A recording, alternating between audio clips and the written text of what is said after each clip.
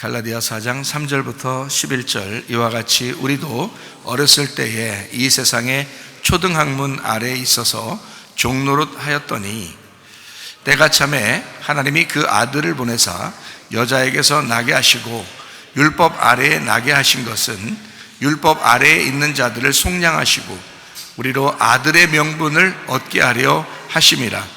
너희가 아들이므로 하나님이 그 아들의 영을 우리 마음 가운데 보내사 아빠 아버지라 부르게 하셨느니라. 그러므로 네가 이후로는 종이 아니요 아들이니 아들이면 하나님으로 말미암아 유업을 받을 자니라. 그러나 너희가 그때에는 하나님을 알지 못하여 본질상 하나님이 아닌 자들에게 종노릇 하였더니 이제는 너희가 하나님을 알 뿐 아니라 더욱이 하나님이 아신 바 되었거늘 어찌하여 다시 약하고 천박한 초등학문으로 돌아가서 다시 그들에게 종노릇 하려 하느냐. 너희가 날과 달과 절기와 해를 삼가 지키니 내가 너희를 위하여 수고한 것이 헛될까 두려워하노라. 아멘. 여기 이제 갈라디아 4장에 있는 이 말씀은 율법의 종에서 벗어나서 우리를 아들 되게 하는 축복. 그러니까 율법의 종에서 벗어나 아들 되게 하는 것이 축복이다. 그래서 너희가 하나님의 아들이 되었는데 다시 종노릇 할 수 있겠느냐, 이제 이런 이야기죠. 그러니까 종노릇은 지금 여기서는 율법이라고 얘기한 거고, 이제 너희가 은혜를 받아 하나님의 아들이 되어서 아빠 아버지라고 하나님을 부르는 사람이 되었는데 다시 너희가 천박한 초등학문과 같은 그런 날과 달과 절기 월삭 이런 것들을 지켜서 마치 율법적으로 예배를 드려야 하나님이 좋아하시는 것처럼 그렇게 생각하는 그런 사람들이 있다. 다시는 그러지 말고 은혜 가운데 있어야 된다. 그러니까 은혜 가운데 있는 것은 어떤 절기를 중요하게 여기는 것이 아니고 모든 날들이 매일매일이 오늘이 바로 하나님의 날이다, 이렇게 생각하고 살아가는 것이다. 그러니까 우리에게 주어진 오늘, 하나님과 함께 동행하는, 또 내일을 우리에게 주실 그 하나님을 기대하고 소망하고 오늘 또 하나님이 우리에게 주신 그 날을 기쁨으로 즐거움으로 이렇게 은혜로 복음으로 살아야 된다, 그런 말씀입니다. 그러니까 율법에서 벗어나서 아들 되게 하는 축복이 우리에게 주신 하나님의 축복, 원래 하나님이 우리에게 주고 싶어 하던 그 축복이 바로 종이 아니라 아들이었다. 그러니까 우리를 종처럼 여기에 살게 하려고 한 게 아니고 아들처럼 살게 하려고 하나님 우리를 부르셨다, 이제 이런 말씀이 갈라디아서 4장입니다. 그렇죠? 이제 그래서 하가를 통해서 그 여종을 통해서 이스마엘이 나오고 또 사라를 통해서 이삭이 나오고, 그래서 그 중에 아들은 누구밖에 없다 그래요? 이삭밖에 없다, 이렇게 하죠. 왜냐하면 이스마엘은 아들 아닌가요? 이스마엘도 아들이죠. 아브라함 입장에서는, 그죠? 아들인가 아는데 이제 이거를 율법의 아들이다 이렇게 말하려고 한 거고, 이삭을 은혜의 아들이다 이렇게 얘기하려고 한 거예요. 그래서 그렇게 나누어서 얘기하려고 한 것이고, 그 어미들이 있으니까 하나는 이제 시내산, 하나는 예루살렘, 이렇게 나누어 가지고 율법과 은혜를 나누어서 이제 설명하는 그런 장면들이죠. 이제 율법에서 벗어나서, 율법의 종에서 벗어나서 하나님의 아들이 되려면 그냥 막 되는 게 아니고, 성경을 보니까 뭔가 큰 문제들이 이제 우리에게 오고 그 문제가 이제 해결이 돼야 요게 딱 이제 아들이 되는 역사가 있더라 이 말이에요. 그 문제가 어떤 거냐면, 율법의 종에서 벗어나서 이제 하나님의 아들이 되려면 그 벗어난다 하는, 그 벗어난다는 게 있어야 된다는 거죠. 그 벗어난다는 게.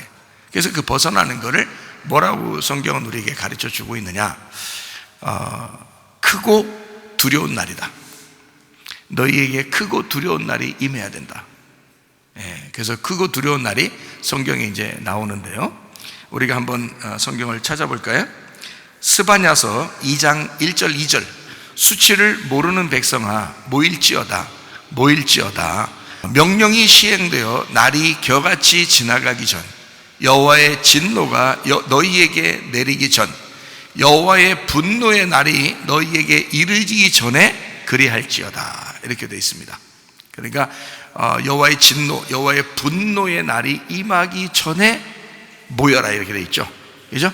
그때 모여라. 그러면 모이면 어떻게 하겠다는 거예요? 모여서 죽여버리겠다는 얘기입니다. 그래서 분노의 날, 그 진노의 날을 맞이하라는 거예요. 모여서 맞이하라. 그거를 이제 만나라 그 말이에요. 자, 말라기서 4장을 봅니다. 말라기 4장 5절 6절. 보라, 여호와의 크고 두려운 날이 이르기 전에 내가 선지자 엘리야를 너희에게 보내리니 그가 아버지의 마음을 자녀에게로 돌이키게 하고 자녀들의 마음을 그들의 아버지에게로 돌이키게 하리라. 누구를 얘기하는 거예요? 자녀인 내가 하나님 아버지에게 돌아가도록, 회개죠, 회개. 하나님 아버지가 그 마음을 우리에게 돌이키도록, 회개죠. 그래서 이걸 서로 돌아간다, 서로 돌이키는 회개를 만든다. 누가 오면은, 엘리야가 오면 그렇게 된다는. 그러니까 회개를 잘 하나님 앞에, 여러분이 하나님하고 가까이 안 있었는데, 뭐 떨어져 있었는데 하나님하고 가까이, 자꾸 하나님하고 가까이 만나도록 만들어 주는 사람이 엘리야인 거예요. 그렇죠? 그러니까 저는 여러분에게 이제 어떤 역할을 하는 거예요? 내가 예수님은 아니죠. 내가 예수님은 아닌데 무슨 역할을 하는 거예요? 말라기 4장 5절 6절 보니까 엘리야의 역할을 하고 있다는 거죠. 그죠? 엘리야의 역할. 엘리야가 오면은 여러분에게 엘리야를 만나, 엘리야, 제대로 된 엘리야를 만나면 어떻게 된다? 여러분이 하나님에게 마음을 돌이키게 돼 있다. 하나님도 여러분에게 마음을 돌이키게 돼 있다. 자, 무슨 말인지 알겠죠? 그래서 자, 하나님 아버지 마음을 자녀에게, 자녀들의 마음을 아버지에게로 돌이키게 하리라. 돌이키지 아니하면 두렵건대 내가 와서 저주로 그 땅을 칠까 하노라 하시니라. 이렇게 돼 있잖아요. 그죠? 그러니까 마음을 돌이켜서 회개해야 되겠죠?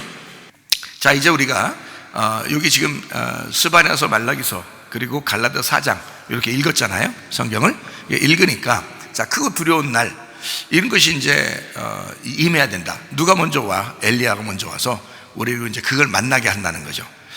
그러면은 우리가 이제 어떠나 율법의 종에서 벗어나서 하나님의 아들이 된다. 그러니까 요 벗어난다, 그 과정을 거치기 위해서 그런 거예요.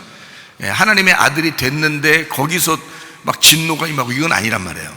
그러니까 여기서 이제 율법의 종에서 벗어나게 하려고 이런 진노가 임하는 거예요. 그렇죠?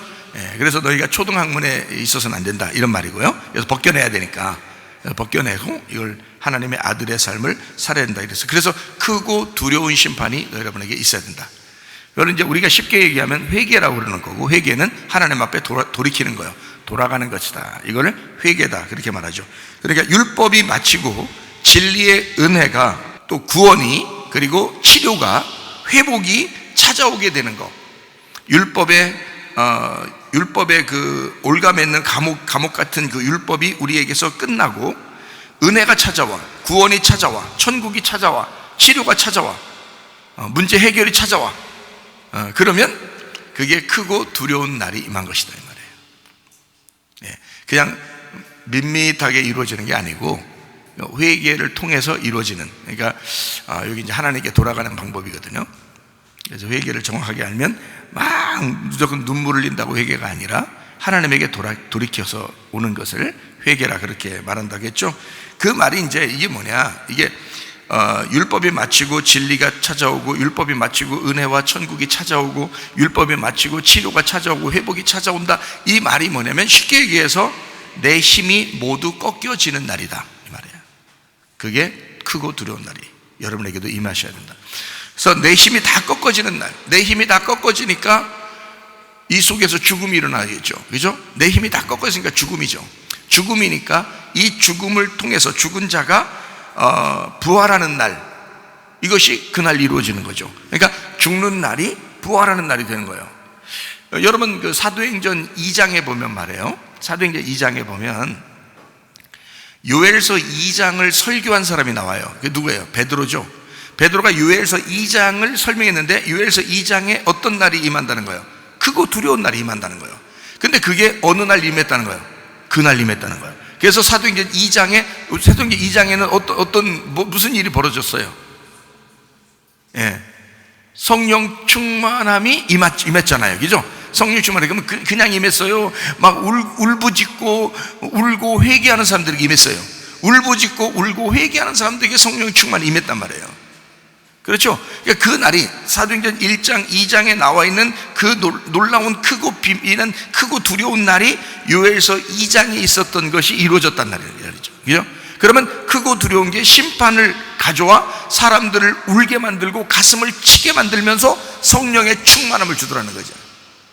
무슨 말인지 알겠죠? 그게 이제 베드로가 구약을 이제 해석한 설명이란 말이에요. 그러니까 사람들은 만약에 베드로처럼 은혜를 몰랐으면 막 무서워, 크고 두려운 날이 임한대. 그러면 정말 마지막 심판, 우리 큰일 났다, 뭐 이렇게만 생각하겠죠. 근데 베드로는 정확하게 구약을 설명을 알고 있었기 때문에, 주님을 만나보니까 알고 있었기 때문에 이게 이제 크고 두려운 날이 우리를 망치는 날이 아니라 우리를 다시 세우는 날이구나, 이 날이 우리를 다시 세워주는 부활의 날이구나 라는 것을 깨닫게 된 거죠. 다시 말하면 내 옷이 벗겨지는 날이구나. 내 옷이 벗겨지면 슬프죠. 이제까지 입고 있었던 옷이니까 그걸 벗겨지면 슬프잖아요. 그럼 내 옷이 벗겨지는 날에, 그날에 어떻게 내 옷을 벗겨놓고서 몇 년 있다가 예수님 옷 입혀주겠어요? 아니죠. 내 옷이 벗겨지면 바로 주님의 옷이 입혀지는 거예요. 그래서 내 옷이 벗겨지는 날이 크고 두려운 날인데 그 날에 주님의 옷이 입혀지는 날이라는 거죠. 내 뜻이 망가지는 날, 여러분 기도하다 보면 여러분 뜻대로 막 기도하죠. 하나님 이렇게 좀 해주세요, 저렇게 좀 해주세요, 정말 죽겠어요 이러면서 기도하는 때가 있죠. 근데 어떨 때 보면은 참 더럽게 응답이 안 오는 때가 있죠. 그리고 그렇게 말해도 막 무슨 허공에다가 얘기하는 것 같고 뭔가 막 확실하게 뭔가 누가 얘기 좀 해줬으면 좋겠는데 얘기를 전혀 안 해줄 때가 있죠. 그죠? 그래 놓고 지나고 보면 또 어떤 게 또 이루어져 있고, 뭐 그건 기도하지도 않았는데도 이루어지고 있고, 이게 이상하게 그런 걸 보면 순전히 내 뜻대로 된 거예요, 하나님 뜻대로 알아서 자기가 그냥 알아서 하시는 거예요. 알아서 자꾸 자기가 알아서 다 하는 거예요. 그러니까 자, 내 뜻대로 내 생각대로 막 이렇게 하려고 하는 것이 어떻게 돼야 돼? 뭉개져야 되죠. 이것이 뭉개져야 주님의 뜻이 이루어지는 거란 말이에요. 근데 사람들은 자기 뜻을 자기가 기도했으니까 반드시 그렇게 돼야 된다고 생각하는 거예요. 그렇죠? 자기 뜻을 정해놓고 하나님 앞에 기도하면서 반드시 이 일이 돼야 되겠습니다 라고 하는데 안 되면 서운한 거야. 자기가 결정해놓고. 그러니까 하나님이 그렇게 한다고 한 것도 아닌데도 자기가 그렇게 해놓고서 안 되면 막 기분 나쁘다고요. 왜 그랬어요? 자기 뜻이 이게 통과되질 않은 거예요. 자기 뜻이 너무 강한 거죠. 그러면 자기 뜻이 너무 강하면 하나님 입장에서는 어떻게 해야 되겠어요? 크고 두려운 날을 줘야 되겠죠. 그래서 이 사람의 뜻을 뭉개버린다, 파괴시켜버린다. 그리고 하나님의 뜻을 갖다가 심어줘서 결국 하나님의 뜻만이 이루어지도록 만드는 거죠. 내 뜻대로 마옵시고 아버지의 뜻대로 되기를 원하나이다, 이렇게 하도록 만든단 말이죠. 예수님이 자기가 십자가 지기 싫다고 아무리 얘기해도 돼안돼요.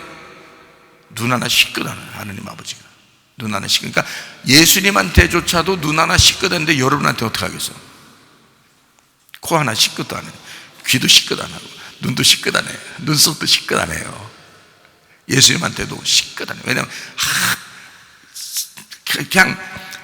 그냥 대답도 안 해. 그냥 예수님이 혼자 얘기하다가 안 될 것 같으니까, 예수님 혼자 이거 이 잔을 넘겨주십시오 안 될 것 같으니까 마지막에는 어떻게 해? 그냥 내 뜻대로 마옵시고 아버지 뜻대로 되기를 원하나이다 하고 딱 끝나잖아요. 그래서 십자가 지러 가잖아요. 아버지 뜻이 지라고 하면 내가 그냥 짓게요 하는 거죠. 마찬가지예요. 여러분 뜻이 아무리 정해져 있어도 결국 이루어지는 건 하나님의 뜻이에요. 그러면 아니 목사님, 그러면 내가 뭐 기도도 안 하고 내가 그냥 아버지 뜻대로 다 되기 그냥 내 마음대로 그냥 아무렇게나 하고 있으면 아버지 뜻이 다 이루어지겠네? 그런 걸 뭐라고 성경에 방종이라 그런다는 거예요. 방종. 네가 하나님을 우습게 한다는 거죠. 하나님 앞에 우리가 간구하고 기도하는 건 당연한 거고요. 하나님을 우리가 믿는 행위란 말이에요. 그게 하나님 앞에 기도한다는 그 자체가 믿음이라고요. 우리가 믿는 거라고, 하나님을. 대신 내가 믿음으로 기도했으면 내 뜻이 이루어지길 원하지 말고 하나님 아버지의 뜻이 이루어지길 원하라는 거지. 그래서 내 뜻이 파괴되고 하나님 아버지의 뜻이 이루어지는 걸, 그 날을 크고 두려운 날이다, 이렇게 이야기하는 것입니다. 회개라고 하는 걸 제가 가만히 오늘 화장실 가서 앉아 있다 보니까 회개라는 걸 생각이 딱 들더라고요. 화장실 앉아 있어 보니까 회개는 뭐냐, 단단히 얘기해서 똥 싸는 거지, 이런 이제 생각이 탁 번뜩 들어오는 거예요. 회개가 뭐라고요? 똥 싸는 거지. 그러면 봐요, 회개가 똥 싸는 거지. 그러면 똥을 쌌으면 똥을 왜 싸요? 속에 뭐가 쌓여 있으니까 싸는 거 아니에요, 그죠? 그 똥 뭐가 쌓여 있으니까 이게 똥 싸는 거예요. 그러니까 한마디로 말하면 똥을 못 싸면은 여기에 뭐가 차? 자꾸 똥이 차는겨. 에? 그러면 이걸 갖다가 싸서 버려야 되는 거죠. 그러니까 이런 말이잖아, 버려야 되느니라. 이런 말이잖아요. 그러니까 버려야 되느니라. 근데 자꾸 안 버리면 이게 독이 쌓여요, 이게. 그래서 똥독이 쌓이니까 여기 똥독이 올라오면 말이에요, 승질이 막, 그래서 승질 내는 사람 가만히 봐요. 똥독 올라가지고 이게 얼굴이 빨개져 가지고요, 이게 똥독 올라서 막 승질. 똥만 그 사람이 잘 싸면요, 이게 또 내려가, 이게. 독이 막 쌓인다고요. 독이 쌓이면 화나요, 안 나요? 화나죠. 화나니까 승질 내, 안 내? 승질 낸다고. 안 냈으면 좋겠는데 이거를 자꾸 이렇게. 그러면 이게 답이 뭐야? 이게 화내고 승질 나서 이게 확 독이 올라오는 걸, 이거를 해결할 수 있는 방법이 있어요. 뭐예요? 똥 싸면 되는 거야. 똥 싸면 해결되는 거예요. 이 독이 해결되더라는 거예요, 그죠? 그러면 회개라는 게 뭐냐? 회개는 똥을 싸는 것이다. 회개는 똥을 싸는 것이고, 똥을 싸면 독이 사라져. 회개하면 독이 사라져 버린다 이거지. 그러면 똥 쌌으면, 자, 똥 싸고 내려가는 거를 자꾸 쳐다봐요? 네? 내리는 게 그렇게 아까워가지고 내릴까 말까, 내릴까 말까, 이거 나가면 내가 얼마나 서운할까. 둘이 관계가, 내 몸 안에 있었던 둘이 관계가 하나였었는데 이거를 둘이 분리시켜서 내보내려고 하니까 서운해, 안 서운해? 안 서운해 되겠죠? 서운해가지고 자꾸 그걸 손으로 집으려고 그러면 안 되잖아. 그러니까 이걸 자꾸 내보내야 되는 거야, 그죠? 똥 싸는 게 회개고, 회개해야지 해답인데, 그래서 요거를, 똥을 쌌으면 어떻게 돼야 돼? 요거를 다시 끌어들여서 내 속에 집어넣어야 돼? 아니면 손으로 만지작 거려야 돼? 어떻게 해야 돼? 쌌으면 잊어버려야 되는 거야. 그거를 쳐다보면서 내리는 사람이 있어. 어떤 사람은 모르겠어요. 아쉬운 건지 모르지만 쳐다보면서 내리는 사람이 있어요. 근데 어떤 사람은 이렇게 앉아서, 대부분 그렇지, 쳐다보면 더럽잖아. 그러니까 더러우니까 이제 손을 뒤로 이렇게 해가지고 크럭 내리거나, 발로 이렇게 탁 눌러서 이렇게 탁 내리거나, 이렇게 해서 그냥 안 보고 싶죠. 그거를 쳐다보면서 막 자꾸 신경 써서 막 쳐다보고, 더 막 현미경 같이 이렇게 막 더 이렇게 하면서 쳐다보면서 내리고 그러진 않잖아요. 안 쳐다보고 내리려고 한다고요. 잊어버리는 거예요. 자, 똥을 쌌고 났으면 속이 이제 편해, 안 편해요? 독이 없어졌죠? 그러면은 속이 편하니까 화가 나요, 안 나요? 화가 안 난다고. 독이 쌓이질 않으니까 화가 안 난다고. 그러니까 회개를 한 사람이 화를 내겠어, 안 내겠어? 잘 들어. 그러니까 지금 제가 얘기하는 거, 지금 똥 싸는 거 그 생각, 상상을 하려고 하지 말고, 지금, 자, 회개를 하면, 자, 똥을 쌌으면 독이 안 올라오니까 화가 안 나겠죠? 근데 왜 화가 나는 것은 왜 그래? 독이 찼기 때문에 그래. 아직 회개가 덜 되게, 똥을 덜 싸서 그런 거란 말이야. 자, 그러니까 똥을 완전히 싸버려. 회개를 완전히 해버려. 잊어버려. 그러면 독이 쌓여, 안 쌓여? 없어져. 그러면 화가 나나 안 나? 그러니까 이 사람 화 내는지 안 내는지 보면 은혜 받았는지 회개했는지 안단 말이에요, 이게. 네? 회개했는지, 지금 은혜 받아서 회개했는지, 지금 회개 안 하고 지금 아직도 헤매고 있는지 금방 안다고. 승질 내는 거 보면. 그렇죠? 승질 내면 안 돼. 교회 사람들은요, 승질 내면 안 돼. 똥 쌌으면 잊어버려야 돼요. 회개하고 잊어버려야 돼요. 자, 뒤를 자꾸 똥 쳐다보면서, 뒤를 쳐다보면서 사는 사람 있어? 없죠? 밥 먹을 때도 한 덩어리 떠다가 놓고서 다시, 아까우니까 자기 몸과 일치가 돼서 서로 연합해서 하나 돼서 살았었는데 그게 나갔으니까 얼마나 서운하겠냐고. 그래서 담아다가 다시 한 그릇 딱 놓고서, 밥도 먹을 때, 국 이렇게 먹을 때 된장이 좀 부족하면 그것도 한 그릇씩, 한 숟갈씩 이렇게 집어넣고 이렇게 먹고 그러는 사람이 누가 있겠냐고. 그 누가 있겠냐고 얘기하려고 했던 거예요. 그 누가 있겠냐고, 그런 사람이. 마찬가지로 잊어버리는 거야. 회개했으면 잊어버려야 돼. 근데 회개해놓고 또 자꾸 자꾸 그 짓을 똑같이 회개해놓고 똑같이 아유 하나님 나 화 안 낼게요 또 화내, 욕심 안 낼게요 또 욕심내. 아니 그게 이게 똑같은 거 아니에요 지금. 한 그릇 떠다가 갖다 놓고서 같이 된장을 섞어 먹는 거 똑같은 거 아니에요 지금. 좀 간 맞춘다고 말이에요. 그렇게 하는 거 아니야. 그게 얼마나 지저분하고 더러운 행동이냐고요 여러분. 그러니까 욥이라는 사람 어떻게 했어요? 자기가 이제까지 옛날 율법적으로 살았던 이 모든 자기의 삶을 더럽게 여기고 막 한숨 쉬고 안타깝게 여겨서 막 슬퍼하고 이거를 더럽게 여겨서 치워버리고 주님 다시 내가 주님 만났습니다, 주님 발견했습니다 이러잖아요 욥도. 그렇죠? 그러니까 욥기서 42장에 하나님의 축복, 너에게 아들 7과 딸 3을 주면서 다시 너를 회복시키는 축복을 해주겠다 이렇게 하나님은 약속하잖아요. 그죠? 놀라운 축복이네. 그러니까 우리는 이게 회개라고 하는 것은 완전히 벗어버려야 된다. 율법의 종에서 우리가 벗어났다 그러면 다시 율법으로 돌아가서 되겠느냐 이거야. 은혜로 살아야 된다, 복음으로 살아야 된다, 진리로 살아야 된다, 회복된 상태에서 살아야 된다, 치료받으며 살아야 된다. 그렇죠? 다시 돌아가면 안 된다 이거야. 옛날 운명으로 다시 돌아가면 안 됩니다. 우리는 하나님의 운명을 타고 새롭게 태어난 사람들이에요. 그런 거듭난 사람들이에요. 그게 긴가민가한 사람은 회개하시면 돼요. 하나님 앞에 내가 오늘 말씀 듣고 내가 하나님의 자녀로 다시 태어납니다 하나님, 그러면 되는 거지. 그걸 갖다가 아닌 것 같은데 계속 뒤쳐다보면 안 된단 말이에요. 네? 하나님의 자녀 되면 돼. 그러면 오늘부터 새롭게 되면 되는 거예요. 자, 그게 회개니까 그런 것입니다. 하나님 아버지가 아들을 포기하는가?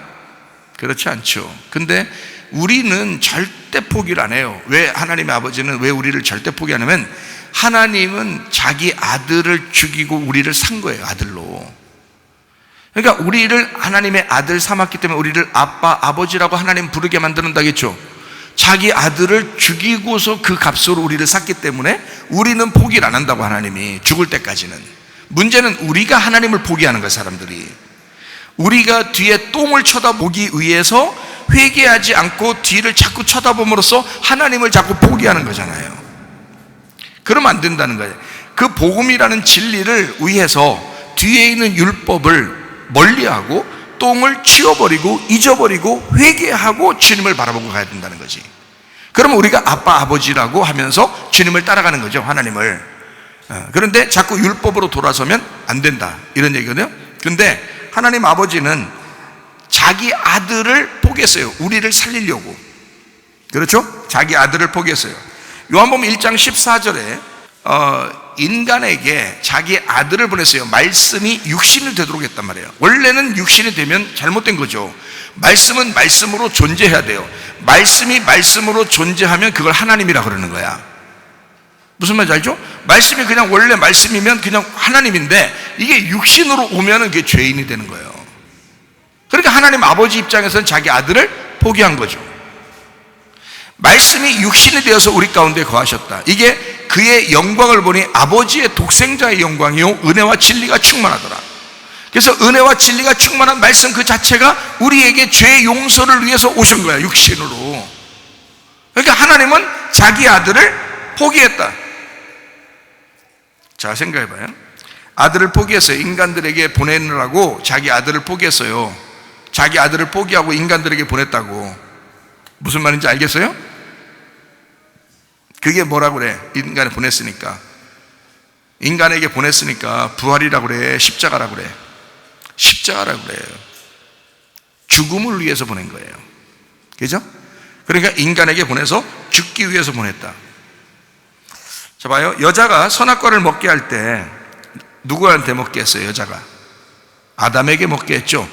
아담에게 여자가 선악과를 먹게 할 때 아담이 먹었어요, 안 먹었어요? 그래서 야, 무슨 짓 하는 거야? 너 누굴 꼬시려고 그래 지금?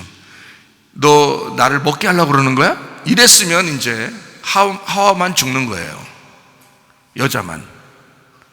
그런데 여자가 선악과를 자기가 먹어보고 그때까지는 하나님이 안 나타나셨습니다. 왜냐하면 반쪽짜리니까. 잘 생각해봐요. 그죠? 하와가 먹었을 때는, 선악과를 먹었을 때는 반쪽짜리 죄란 말이에요. 반쪽짜리 죄. 응? 무슨 말인지 아시겠어요? 반쪽짜리 죄라고. 아담의 반쪽짜리 죄라고 하고요. 근데 선악과를 아담에게 여자가 먹였을 때 어떻게 돼요? 먹어요, 안 먹어요? 먹어요. 먹고서 어떤 죄가 되는 거야? 하나가 되는 거예요. 죄가 하나가 되는 거예요. 그죠? 그러니까 여자가 먹었는데 그것은 먹으면 돼, 안 돼? 원래 안 되는 거야. 약속을 누가 받았어요? 하나님 아버지한테 아담이 받았어요, 약속은. 그런데 여자가 먹은 거야. 근데 모르고 먹어도 그건 죄예요.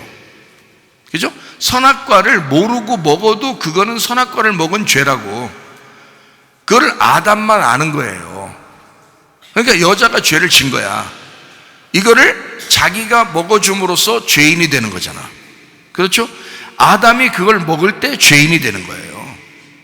그러면 예수님이 우리에게, 인간에게 왔다는 것은 뭘 나타내 주고 위해서 그런 거예요? 죄인 되었다라는 것을 나타내 주는 거예요. 예수님이 자기는 안 내려오면 돼요. 안 내려오면 그러면 죄인이 안 돼요, 영원히. 그런데 예수님이 이 땅에 내려오셔요. 문제는 죄인 되기 위해서예요. 다시 말하면 나하고 같은 죄 가운데 있기 위해서란 말이에요. 그렇죠? 그러니까 여자가 선악과를 먹었을 때 아담이 그것을 같이 먹어줌으로써 같이 죄인이 되었다.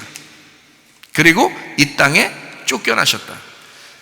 하늘에서 이 땅에 내려오실 때 말씀이 육신이 되었다는 것이 하나님으로부터 거꾸로 내려온 거죠, 이쪽으로. 원래 우리는 하늘로 올라가야 되잖아요. 그죠? 이게 바르게 가는 거잖아요. 근데 하늘에서 이 땅에 내려왔다면 거꾸로 내려온 거예요. 그죠? 거꾸로 내려온 거야. 그러니까 하나님으로부터 벗어났다는 얘기죠. 하나님으로부터 쫓겨났다. 그죠? 네. 그러면 하나님 아버지는 아들을 쫓아냈으니까, 그 신부를 구하라고 쫓아냈으니까 아버지는 계속 아들을 기다릴까 안 기다릴까? 아들을 기다리죠. 자기가 쫓아냈으니까.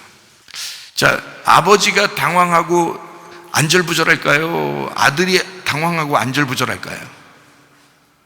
예? 자, 잘 들어요?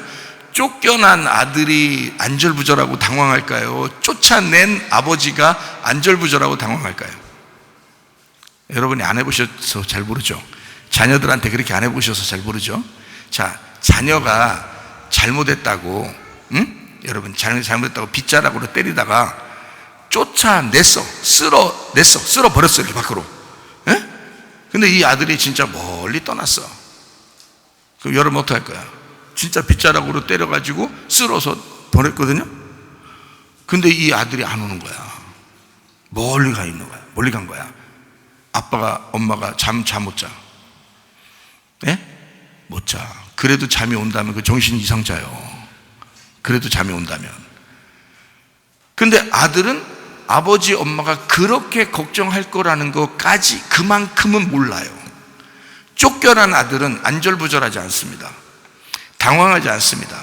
아, 내가 쫓겨났구나. 이렇게 해요. 어느 날 이제 가면 되겠죠. 근데 아버지, 엄마는 이 아들이 올 때까지 안절부절합니다. 잠 못 자요. 자기가 쫓아냈기 때문에. 자기가 쫓아내서 당황하는 거예요. 자기가 쫓아내놓고 자기가 당황하는 거예요. 원래 그렇게 돼 있어요. 근데 자기가 나간 사람이 있어.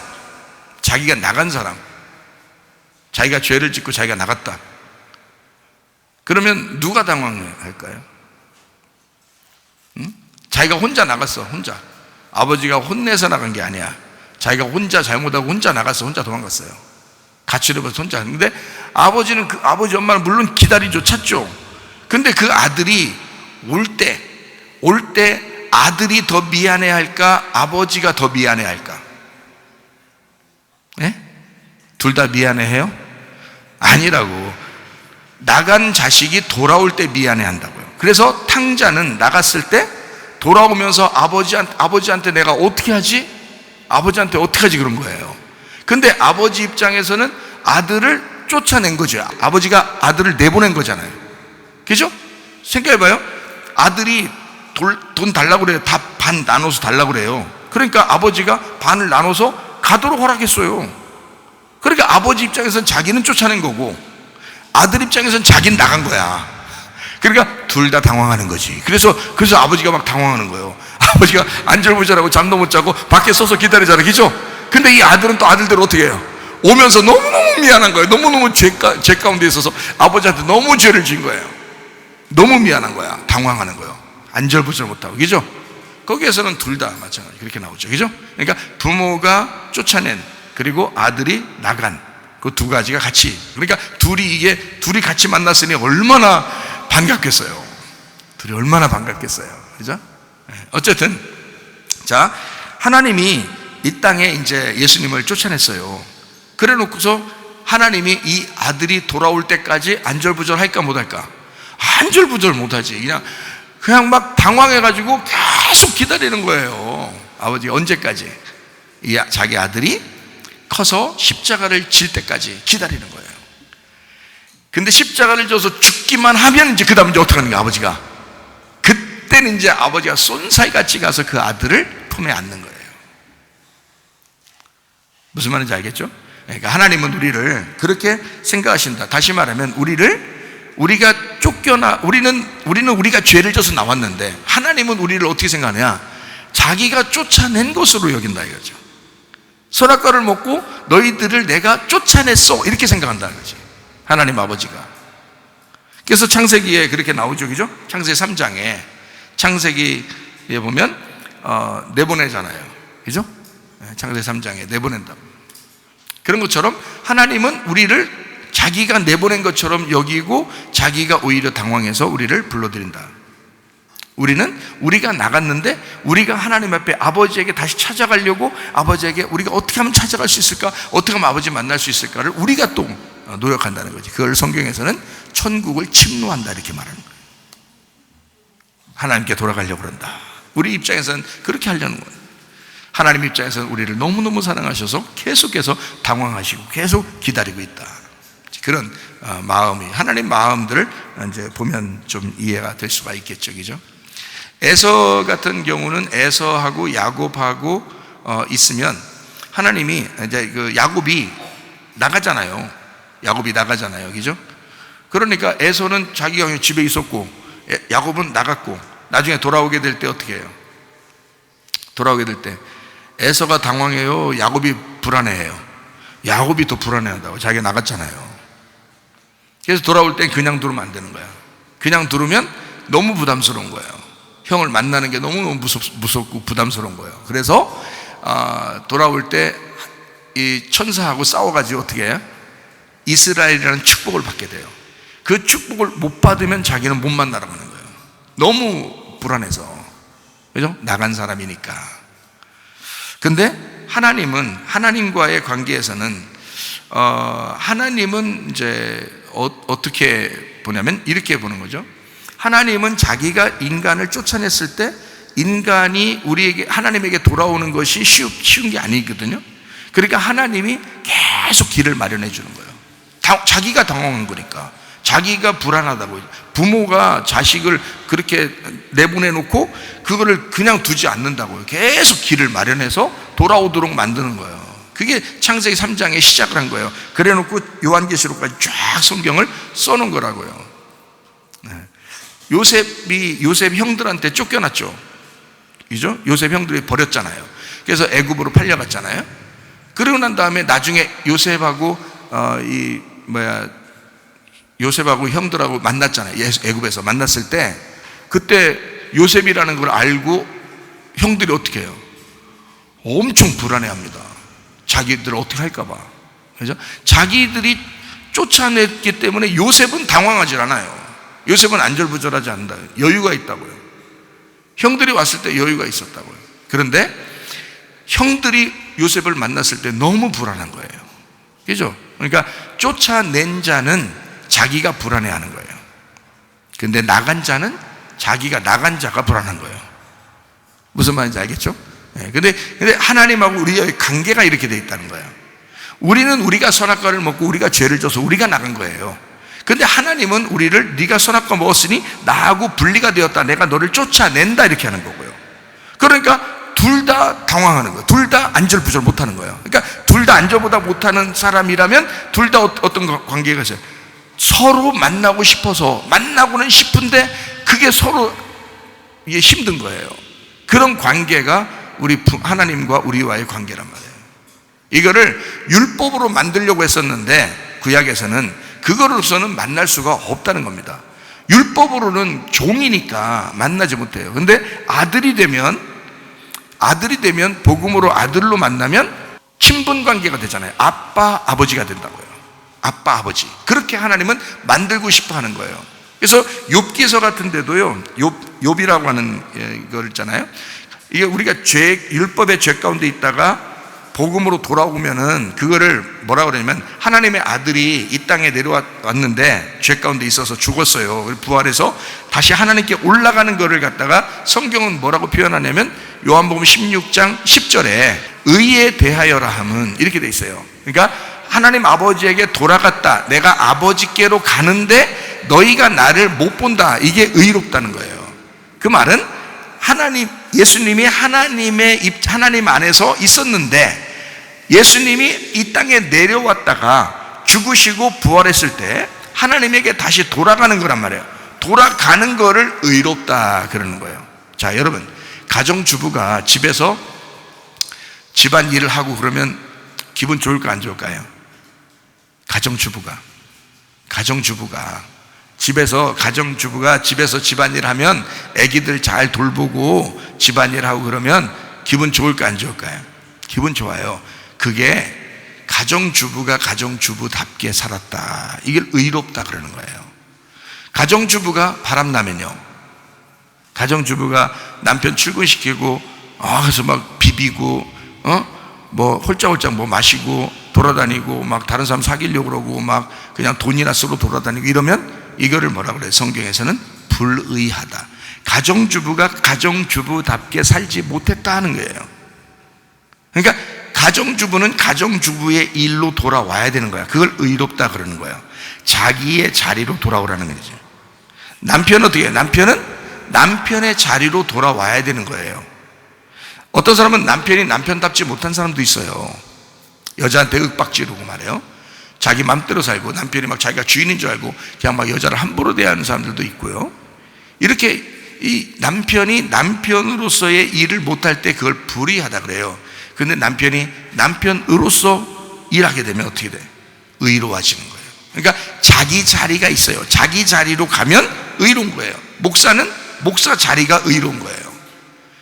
성도는 성도 자리가 의로운 거예요. 집사는 집사 자리가 의로운 거예요. 그게 예수님은 하늘나라의 자리가 의로운 거라고요. 그래서 이 땅에 내려왔을 때는 불의하기 때문에 다시 하늘나라로 올라가는 걸 의롭다라고 표현한 거란 말이죠.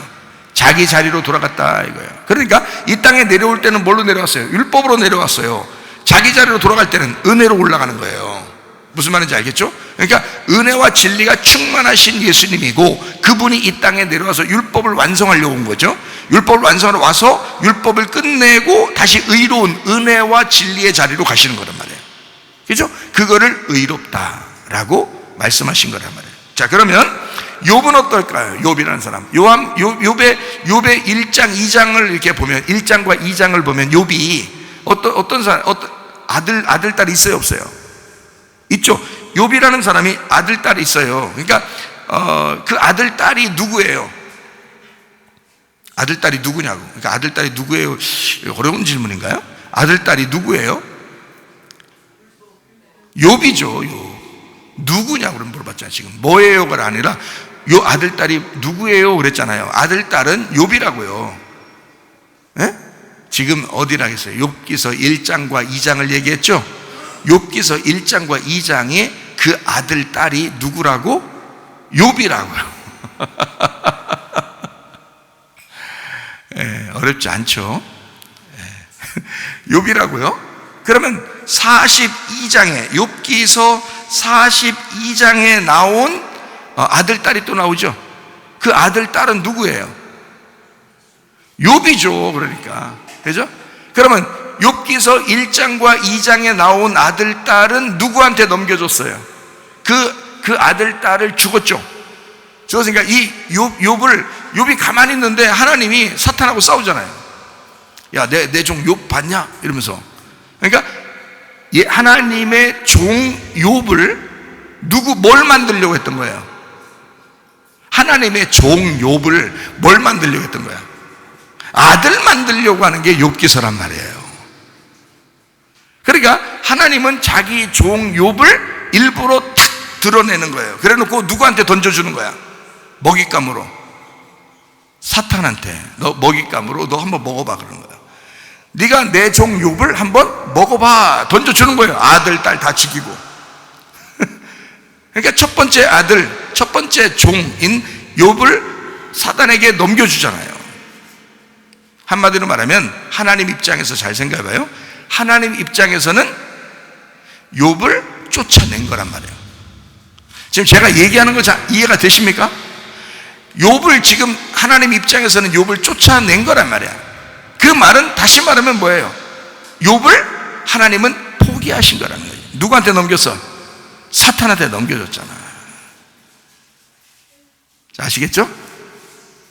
자, 성경을 잘 이해하시면 참 재미나죠. 성경이 잘 이해가 되고 재미나죠. 자, 그러면 욥을 이제 사탄에 넘겨서 여러분이 지금 욥기서 1장과 2장에 나타나는 욥의 상태가 여러분의 상태인지도 몰라요. 그걸 지금 생각해 보시라고. 하나님이 그거로 여러분을 끝장내려고 하는 게 아니라 여러분을 사탄에게 넘겨주는 이유는 뭘 만들려고 했다? 아들 만들려고. 이 과정이 필요한 거였다는 얘기예요. 그러니까 하나님은 반드시 여러분을 훈련시키는 거예요. 여러분을 하나님의 아들로서, 하나님의 딸로서 정확하게 하나님의 사랑스러운 따뜻한 하나님의 아들, 딸을 만들기 위해서 여러분을 잠시 환난에 넘겨줄 수가 있다는 얘기예요. 그게 욥기서란 말이죠. 사단에게 첫 번째 아들 욥을 사단에게 넘겨줬어요. 그리고 욥기서 42장에 보면 내 종 욥을 둘째 아들로 만들어내는 거죠. 그죠? 그러니까 첫 번째 아들로 있을 때의 그 종 욥을 이제 환난에 넘겨주고, 그리고 42장, 욥기서 42장에는 둘째 아들로 자기 아들로 하나님이 자기 아들로 만들어낸다는 거죠. 그래서 욥이 꼼짝 못하죠. 그렇게 만들어내니까. 그러니까 욥이 어떻게 해요? 하나님을 이제 알겠다는 거죠. 뭘 알겠다는 거야? 성경의 원리를 알겠다는 거예요. 하나님 마음을 알겠다는 거예요. 하나님이 내가 요즘 왜 이게 힘든지 그걸 알았다는 거야. 자기가 귀로만 하나님을 알았었는데, 귀로만 들었었는데 이제 눈으로 이제 직접 하나님을 알게 되었다. 여러분에게 혹시 그런 어려움들이 있을지도 모르죠. 그러나 하나님은 여러분을 반드시 축복하십니다. 욥에게 세 친구가 있었어요. 자, 욥이라고 하는 사람이 1장 2장에서의 욥과 욥기서 42장의 욥은 전혀 반대의 상황이에요. 그러니까 앞에는 종인 욥이고 뒤에 42장, 욥기 42장의 욥은 아들이라는 욥이에요. 그러니까 하나님은 종에서 아들로 만들어요. 그러면 다시 말하면 어떻게? 율법에서 복음으로 만들었다, 이렇게 말이 나오겠죠. 그죠? 이 성경이라고 하는 게 그렇게 이어진 그런 말씀이다라고 하는 거죠. 욥기서를 보면 친구 3명이 나와요. 그 친구 3명이 상당히 욥을 괴롭힙니다. 우리가 보면 다 똑바른 말이에요. 다 올바른 말이에요. 나쁜 말 하나도 없어요. 이 욥 세 친구를 얘기를 이렇게 욥기서를 가보면 다 올바른 말만 하거든요. 좋은 말만 해요. 욥한테 정확한 말, 아주 자기들 입장에서 정확한 말을 하는데 하나님은 그게 너무 욥을 괴롭힌다는 거예요. 하나님이 일부러 이걸 지금 환난을 둔 건데 자기들이 막 굉장히 이렇게 욥을 이렇게 정죄하는 거죠. 그거를 성경에서는 이제 욥기서 마지막에 보면 이 세 친구가 욥보다도 못하다 이렇게 하나님은 이게 그 사람들을 인정을 안 해요. 그러니까 욥보다도 못하다고 인정하는 거죠. 그 세 사람을. 그래서 이 세 사람에게 뭐라고 하냐면 욥한테 가가지고 자기들을 위해서 제사를 드려달라 이렇게 부탁을 하라고 해요. 그러면 너희들 말은 내가 안 들어도 욥의 말을 듣고 니네 용서해 주겠다 이런 거예요, 하나님이. 그러니까 한마디로 그 앞에 있는 욥의 세 친구의 이야기들은 거의 다 율법적인 이야기들이었다는 얘기예요. 율법적인 이야기들. 그래서 하나님은 그 세 명의 이야기가 별로 좋지 않게 여긴 거예요. 근데 우리가 보면 상당히 좋은 얘기들이에요. 근데 그 좋은 얘기들을 가만히 우리가 생각해 보면 욥기서를 보면 선과 악을 정확하게 나누는, 그런 선과 악을 나누는 율법적인 이야기들이에요. 율법적인 이야기들이니까 아무래도 그거에 이제 당하는 사람은, 욥 같은 사람은 너무 힘들었던 거죠. 자기를 좀 부드럽게 위로해 줬으면 좋았을 텐데 정확하게 막 탁탁탁 나누니까 너 이거 잘못했잖아, 너 이렇게 했잖아, 너 혹시 이래서 하나님이 그런 거 아니야? 계속 그러는데 하나님이 그냥 이건 종을 아들 만들려고 지금 과정을 만들어낸 건데 막 그냥 자꾸 정죄하니까 욥이 너무 괴롭고 막 내가 뭐 잘못했는데 하면서 계속 아당아당 거리고 막 이런단 말이에요. 그런데 마지막에 보면 그 3명 친구의 이야기가 다 끝나고 한 사람이 나옵니다. 그죠? 누구죠? 엘리후라는 사람이 나와요. 그 엘리후라는 사람이 나오는데 그 사람이 이야기했을 때는 하나님이 뭐라고 하네요. 그 사람 이야기는 다 옳다는 겁니다. 참 희한하죠, 그죠? 그리고 욥도 그 사람이 얘기할 때는 바득바득 우기지 않습니다. 그 엘리후라는 사람이 얘기하고 난 다음에 바로 욥이 회개하는 거예요. 하나님 만나서 하나님이 엘리후의 이야기 끝나자마자 하나님이 싹 나타납니다. 그리고 욥을 회개시키는 거예요. 그러니까 마지막 이게 이제 하나님의 말씀이었던 거예요. 이 엘리후가. 그래서 그 엘리후는 잘못했다는 얘기가 없어요. 성경에, 욥기서에. 그래서 엘리후라는 사람이 어떤 사람인가를 제가 궁금해서 한번 찾아봤어요. 엘리후가 어떤 사람인가 봤더니 이 사람이 바라겔의 아들 엘리후라 이렇게 나와 있어요. 바라겔의 아들 엘리후라. 다른 사람들은 그냥 욥의 친구들이에요. 그냥 욥의 친구로만 나와요. 그러니까 그 사람들은 결국 누구였다는 욥의 친구니까 욥이었던 것이. 무슨 말인지 아시겠어요? 욥의 친구니까 욥과 같은 사람이라는 거죠. 그래서 욥과 같은 율법이란 얘기야. 근데 엘리후는 아버지가 달라요. 아버지가 바라겔이에요. 바라겔의 아들 엘리후 이렇게 나와요. 엘리후가요. 아하, 이 사람은 이게 아버지가 있었구나. 아버지가 있었구나. 아버지가 있는 아들은 잘 안 건드는 거잖아요. 아버지가 있는 아들은 하나님도 안 건드는 거예요. 그러니까 여러분 아버지가 누구신지 잘 한번 생각해 보시고 아버지를 존중하셔야 됩니다. 바라겔의 아들 엘리후니까 바라겔의 아버지죠. 바라겔. 그래서 바라겔이 뭔가 봤더니 바라크엘입니다. 바라크엘. 바라크 여러분 아시죠? 바라크 축복하다, 무릎 꿇다. 그다음 엘 하나님, 축복하시는 하나님, 무릎 꿇게 하는 하나님. 그 바라겔의 아들 엘리후. 엘리후라는 이 단어가 엘하고 울이라는 말에 합성어입니다. 엘하고 울. 그러니까 엘이라는 말이 하나님이고요, 울이라는 게 꼬다라는 말입니다. 꼬다. 이렇게 실처럼 꼬아졌다 이런 말입니다. 그러니까 하나님하고 엮인 사람이다. 하나님하고 엮인 바라겔의 아들이다 이 말이에요. 하나님하고 엮였다. 그러니까 하나님하고 엮인 거니까 이건 하나님인 거예요. 그러니까 하나님인데 이 하나님이 인간의 입으로 말을 한 거죠. 그러니까 엘리후 이야기는 잘못된 게 없는 거죠. 그 엘리후가 그래서 자기는 성령으로 이야기한다, 자기는 성령에 의하여 이야기한다 라고 뉘앙스를 풍깁니다. 얘기하면서 엘리후가요. 그러니까 이건 뭐냐면 하나님 아버지의 말씀을 가진 하나님과 엮여 있는 하나님의 영이었던 거예요. 그러니까 이 엘리후가요, 바라겔의 아들 엘리후가. 자, 그렇게 하나님은 결국 여기서 새 친구는 그렇게 표현하지 않았지만 바라겔의 아들 엘리후가 나오고 난 다음에 하나님은 다시 나타나서 이 욥을 어차피 종에서 아들로 만들려고 했던 거기 때문에 아들, 바라겔의 아들이 등장하고 그 다음에 이어서 욥에게 하나님의 아들들과 딸들을 주는 겁니다. 무슨 말인지 알겠죠? 그러니까 첫 번째 그 욥에서 두 번째 욥으로 만들어내는 거죠. 땅의 욥에서 하늘의 욥으로 만든 거죠. 율법의 욥에서 은혜와 진리의 욥으로 만들어내는 겁니다. 무슨 말인지 아시겠죠? 이렇게 하나님은 바꾸신다. 자, 어떻게 됐을 때 이 사람을 이런 식으로 바꿀까? 어떻게 됐을 때? 자기를 포기했을 때. 주님, 나는 아무것도 아니네요. 하나님 만나고 나니까 욥이 고백한 게 그겁니다. 하나님, 난 아무것도 아니네요. 나는 그래도 제사 잘 드리고 예배 잘 드리고 나 그렇게 괜찮은 사람인 줄 알았는데 나만큼 못난 사람이 없네요. 나만큼 부족한 사람이 없네요. 나는 아무것도 아니래요. 티끌과 재 가운데 내가 회개합니다. 하나님, 나 후회합니다. 나 한숨 짓습니다. 결국 하나님하고 대하고 보니까 나는 정말 죄인이네요 라고 고백하는 것입니다. 자, 어떻게 사는 것을 고백한 거예요? 율법적으로 사는 것을 고백한 것입니다. 자기는 율법적으로 하나님을 잘 믿는다고 했던 사람이에요. 그런데 은혜와 진리를 만나니까, 그러니까 자기의 모습을 보게 된 거죠.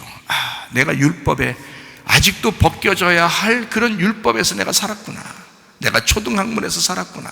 내가 하나님을 제대로 몰랐구나. 이거를 깨닫게 된 것입니다. 저도 그랬습니다. 저도 옛날에 신학도 공부를 열심히 하고 신학교 5개씩이나 공부하고 공부 책도 엄청나게 많이 읽고 그렇게 공부해서 열심히 목사가 되려고 그렇게 했었는데 나중에 주님 만나고 나니까 다 버리고 싶어요.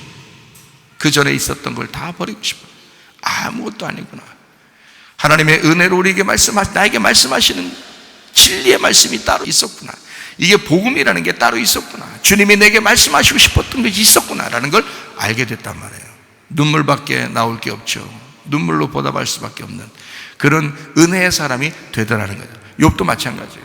우리가 하나님의 아들이 돼서 하나님 아빠 아버지 할 때는 막 까불로 돌아다녀라 그런 의미가 아니죠. 성경에서 하나님하고 정말 가까이 하나님하고 하나가 된 그 아들로서 아빠 아버지라고 부를 수 있는 사람이 돼요. 너희가 율법에서 벗어났기 때문에 그렇게 부르는 거지 원래부터 그 안에 있었으면 그렇게 못 부른다는 거죠.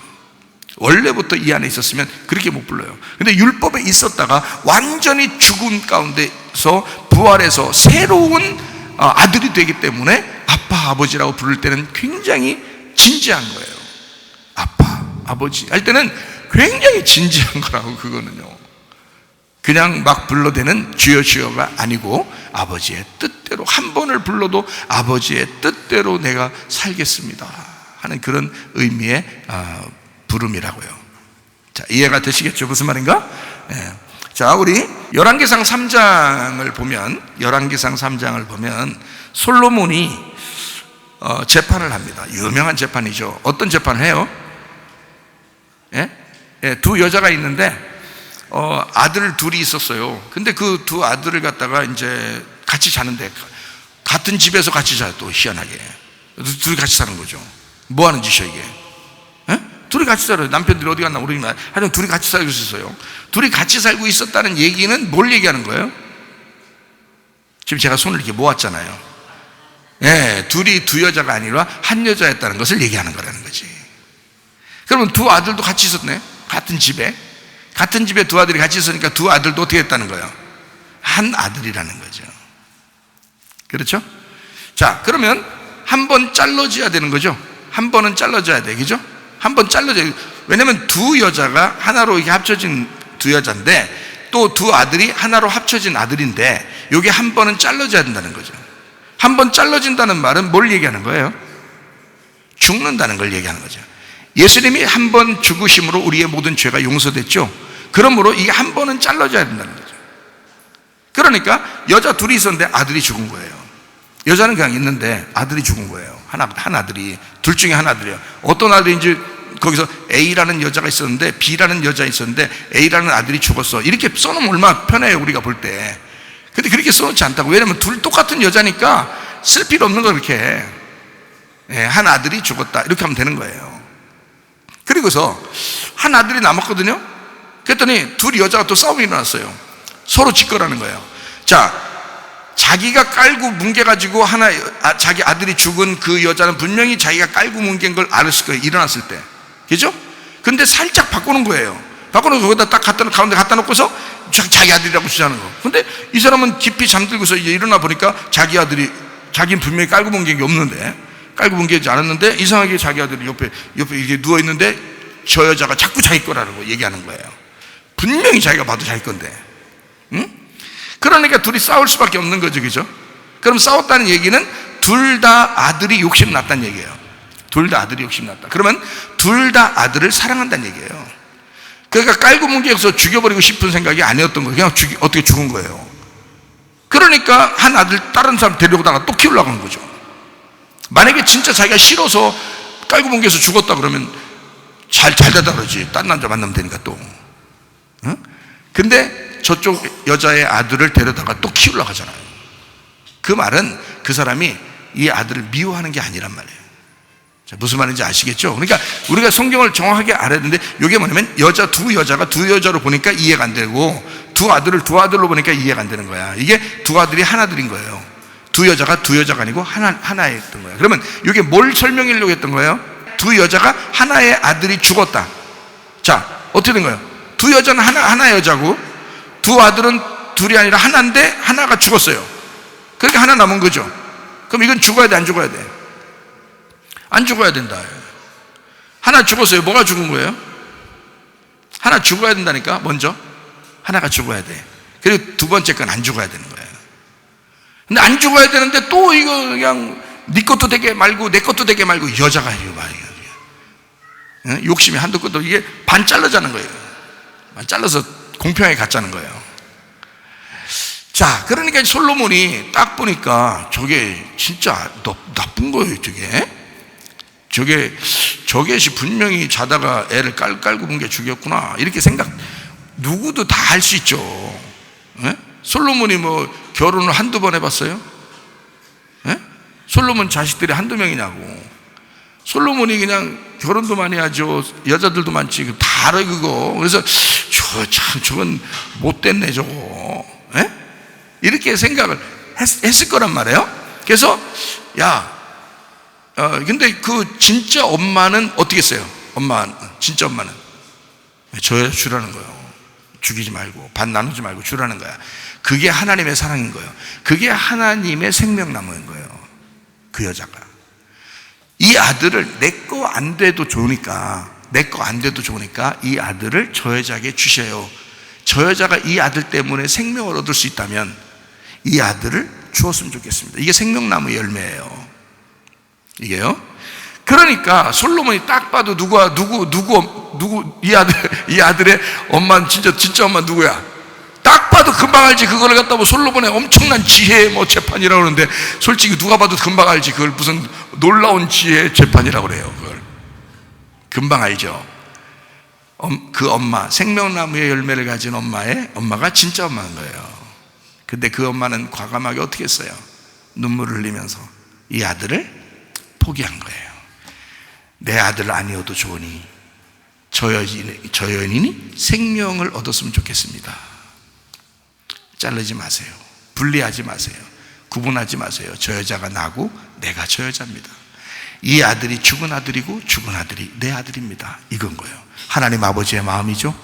생명나무의 마음이죠. 아들을 포기했더니 솔로몬이 누구한테 줘? 자, 포기한 사람은 다시 얻게 되는 아들을 얻는다 이 말이에요. 그게 부활의 아들이라는 거예요, 여러분. 자, 남의 걸 포기하는 건 쉬워요, 안 쉬워요?